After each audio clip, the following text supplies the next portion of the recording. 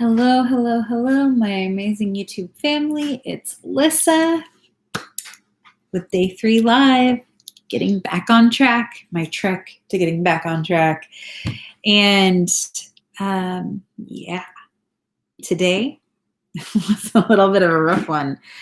My kids defaulted to not wanting to sleep again last night. I'm like, why is it like I get focused and I get intent on something and they decide that's when they're all not going to sleep? And it's like they set up a schedule. So you've got like Milo who wakes up 2 times before midnight or 1. And then you've got Caden who's awake from pretty much 3:30 on. And then you've got Evie who wakes up right after that. And it's like, oh my goodness, poor husband got chased out of the bed last night. Anyway. Yay, Jessica. I'm always so glad when you're on the live. I feel like we're hanging out. So today I was on the road the majority of the day.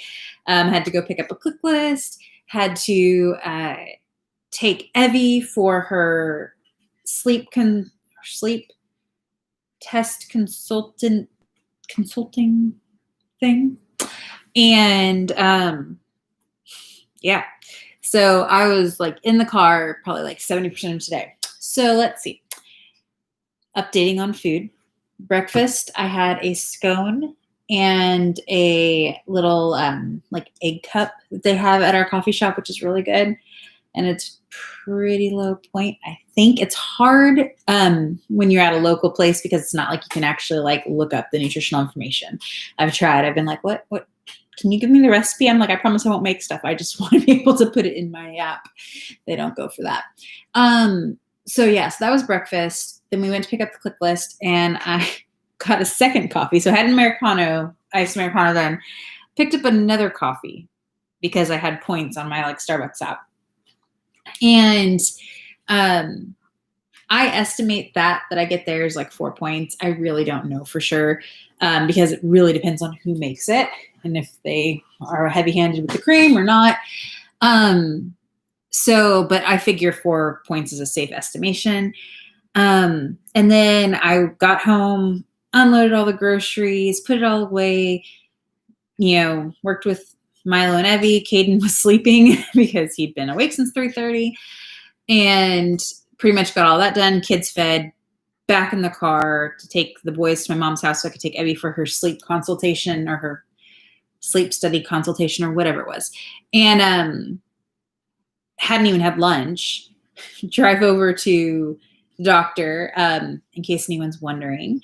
They do believe it's apnea, or sleep apnea, obstructive sleep apnea. Apparently her tonsils are like way enlarged. So we are going to be setting up a sleep study where it's actually overnight at a sleep clinic. So I told Evie that she could have a cake pop if she did go to the doctor. So went through Starbucks, got a third coffee. I'm so bad, guys. Oh, so bad. Third coffee. And I also got a turkey bacon sandwich. It was like 230 calories. And a petite vanilla scone. I know. What was I doing? And then we had pizza for dinner because I didn't get home until like almost 6.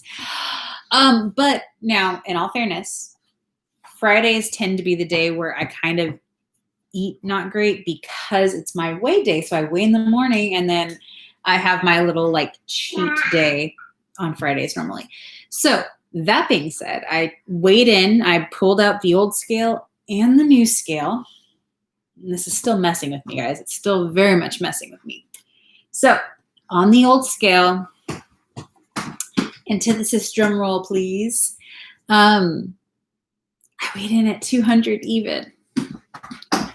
So I'm sure it could have been like 199.8 if I had nursed or something like right before there, but seeing a 2 on the scale sucked like big time. But at the same time, I'm like, it was literally an ounce out of the 190s and we'll get back to that soon.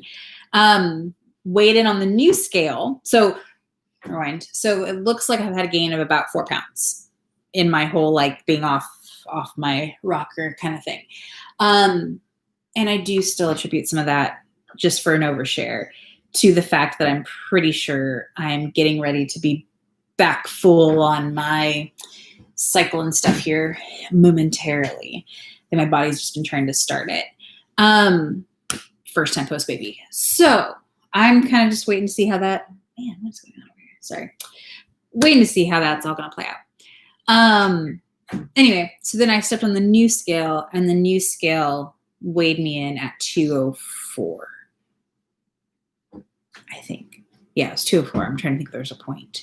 So the scale officially weighs 4 pounds and some change heavier than the other one. So good to know. Milo, hey. Hold on a second. My son has discovered that he can get under the kitchen sink. No, sir. No, sir. Come on. You can come with me. Come say hi to the people. Come say hi to the people. Oh, that's right. Milo's not gone to sleep yet, so he's still up. But I want to be able to go to bed when he goes down. Yes, I do. Yes, I do. You want to say hi? You want to say hi? Say hi. Say hi. Oh, you want to turn around? You'll see.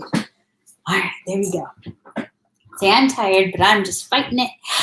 Fighting it because I'm teething. So, that being said, that's the weigh-in. That's the food update. Tomorrow we'll be back more, in the swing of things. Although, like I said, this isn't necessarily sorry, there's something on my screen. This isn't necessarily off for the day that it was, because it was Friday. And Friday is normally, oh, you're saying bye-bye? You saying bye-bye? Or are you saying hi? Are you saying hi to yourself? I agree, Jessica. This is my little, God knew what my heart needed. My little Milo. So, even when he's teething and frustrated. Okay, so I don't know if you follow me on Instagram, I put a picture up recently. Oh, don't start messing around. He does this thing when he gets irritated. I call it the Trump, because he gets mad and he goes, and it is the funniest thing. It was the funniest thing. Anyway, totally off topic of weight loss and such. So my little squiggly baby and I are going to be hopefully getting him. Isn't it hilarious? He's like, and he makes his face when he gets mad, and he does this. He goes, and he it's the funniest thing. Oh my gosh. Funniest thing. So, all right. Thank you, Jessica, and whoever else is live on here. I'm so glad you're here. And if you're watching this in the replay, that's probably a good thing, because you can kind of just skip around to what you want to actually know. We're meeting a friend tomorrow, and we're going to take the kids to the park and hopefully go get some outdoor activity. Guys, okay, totally off topic. Oh, bye. Yeah. Totally off topic really quick, but I just have to say I'm super excited. So I'm in Middle Tennessee, and today the high was in the 70s. This morning we left. I was wearing long sleeves. It was gorgeous. Oh my gosh, I love fall. I know it's super basic, but I'm just so excited for fall. And other random thing, I stopped by a yard sale today sourcing for my Poshmark store, and I found, maybe just because I'm Californian, I love it. It is you guys know those woven poncho kind of things that you get in Mexico or Baja California.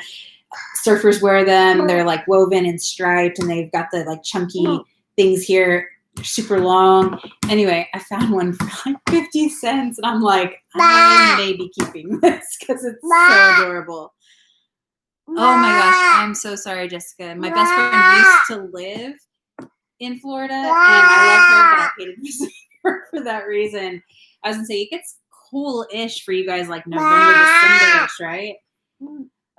You do need to wear your boots. See, this is why I couldn't do Florida. You guys are troopers. I could not do it. I could not do it. So that's also because Tennessee and Texas are as humid as I ever want to get. Yeah. So hopefully you will get some cool weather for your boots. I remember right after my husband and I got married, his family, they're big Disney fans, so we went down to Disney World. I'd never been before. And I knew it was in Florida and all that kind of stuff, right? It is.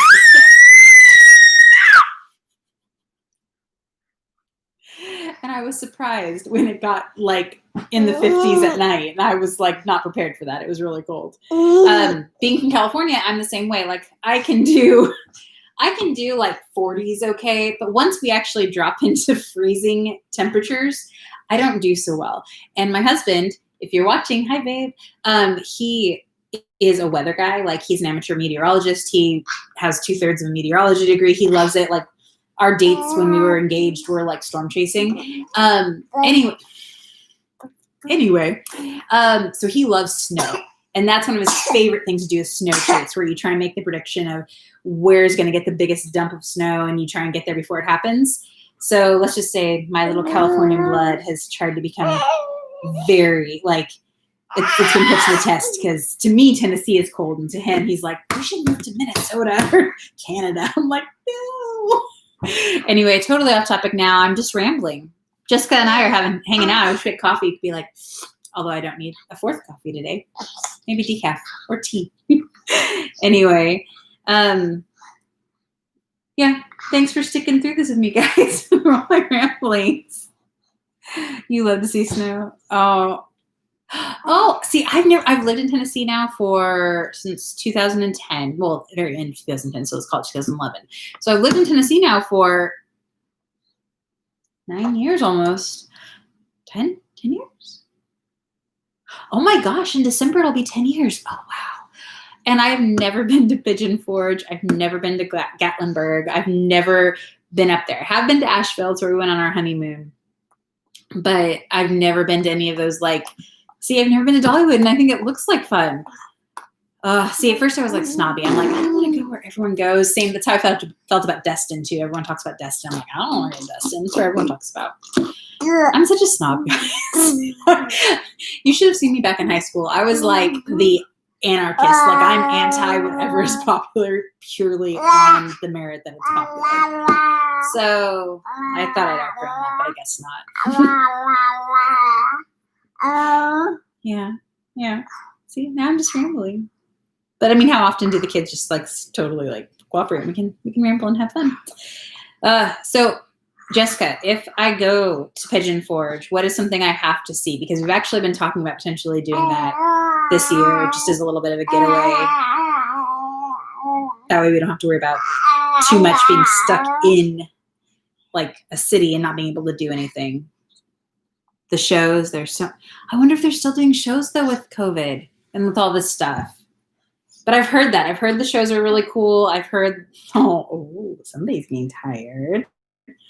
I know.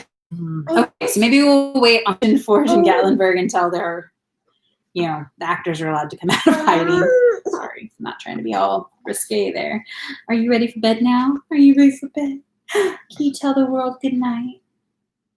Tell the world good night. I just have to ask Jessica really quick because I'm being nosy. What area of Florida are you in? My friend, she used to live near Bradenton. And so I've been in that area a couple times, and then obviously like Orlando, but I'm just never sure. Oh, okay, last question, then I'm jumping off so I can go put this little one to bed. Have you been to the cool Barnum and Bailey like museum, like circus museum? You're 20 minutes north of Daytona Beach. Okay. Have you seen the circus museum? Oh, 1 hour away from Orlando. Okay. My friend, when I went to visit her, we went there for the day. There's like rose gardens and a mansion with like an art gallery. And then it's got all this like historical stuff about Barnum and Bailey. It is so cool. Like, I'm not even kidding. Like, I would totally go back. We spent the whole day there and I probably could have spent even longer.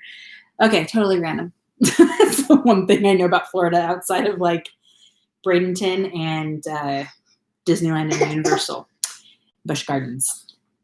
That, and I saw Hunger Games there. First one. All right.